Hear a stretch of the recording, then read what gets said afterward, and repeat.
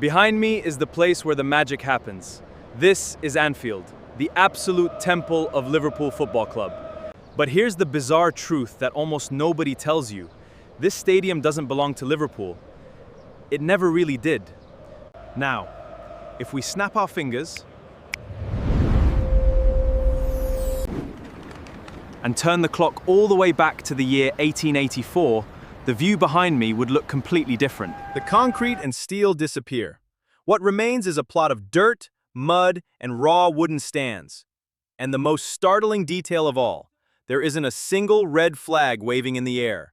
The shirts, the working class shouts, the uncontrollable passion. Everything here on this very soil is blue. Because in the very beginning, Anfield belonged solely and exclusively to the greatest enemy, Everton. It's hard to look at the stadium today with its monumental structure for more than 60,000 people and imagine that the foundation of this empire was born from a dirty financial scheme. The land changed hands through local brewers until it landed in the lap of a man with a predatory gaze named John Holding. He wasn't a football genius. He was a ruthless businessman who looked at this muddy plot and realized that Everton's passionate crowd was a gold mine. Back then, thousands of people squeezed onto the open terraces with no roof and no structure, just to watch Everton play in their home. They thought they would stay here forever. But Holding didn't just want the profits from the beer he sold exclusively inside. He wanted a monopoly on the city's soul. And what he would do next wouldn't just evict the people's team, but would create the biggest monster in Europe. The edit cuts to the inside of a dark room, filled with cigar smoke and the smell of cheap beer. The camera slowly pans over a worn wooden table. On one side, the Everton board. Men who built the foundation of the club with sweat and passion. On the other, John Holding, the landowner, sitting with the deed in his hand and a cold smile on his face. He didn't invite Everton to negotiate. He summoned them to deliver an ultimatum. Holding demanded a staggering 250% increase in the rent for Anfield. And that wasn't all. He also wanted complete control over the club's decisions and the exclusive right to sell his own beer inside the stadium. The betrayal was so heavy that the Everton directors didn't think twice. They realized they were being held hostage inside their own home. They gathered their papers, slammed the door, and left Anfield behind. The blue mass marched to the other side of the park to found Goodison Park. The silence that remained here that day must have been deafening. Holding won the battle for the land, but he lost the soul of the business. He found himself holding the keys to the biggest stadium in England, but with one bizarre detail. He didn't have a single player to step onto the pitch. Zero. The field was abandoned. Any ordinary man would have swallowed his pride, sold the timber from the stadium, and gone back to the brewery. But Holding was a predator. He looked at this absurd emptiness and made a decision that would change the history of European sports. If he didn't have a team, he would create a lab-made monster out of absolute nothingness. The official story the history books try to sell you is full of romance. They say the club was founded out of a love for the game. The cold, hard truth is that John Holding needed guinea pigs.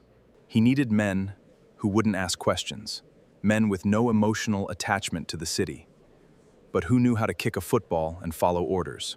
He didn't go looking for these players on the streets of Liverpool. He didn't build a people's team. Holding boarded a train straight to Scotland. With a full wallet and the promise of inflated wages, he recruited 13 Scots all at once. They were professional mercenaries, hired to wear a shirt that meant absolutely nothing. When this experiment took the pitch for the first time in 1892, the scene was pathetic.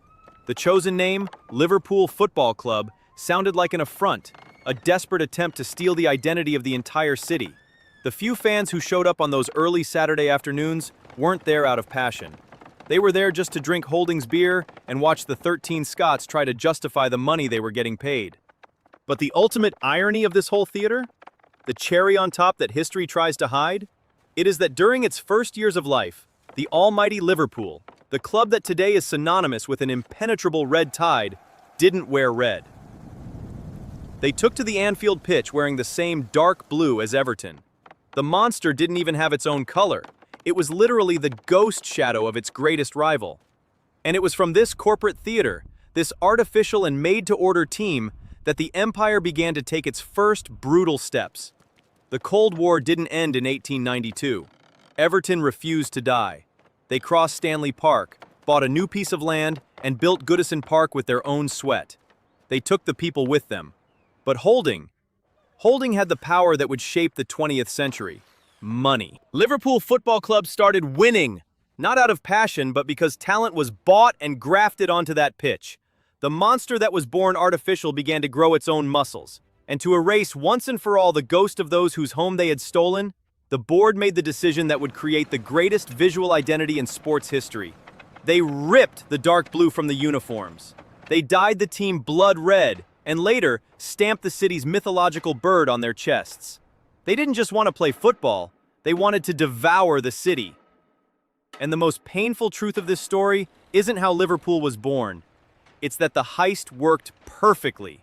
The mud and sawdust of that rented plot were covered by concrete and steel, supporting living legends. That small crowd that went to the stadium just to drink Holding's beer underwent a bizarre mutation over the decades. They became one of the most fanatical, devoted, and loudest masses in the world.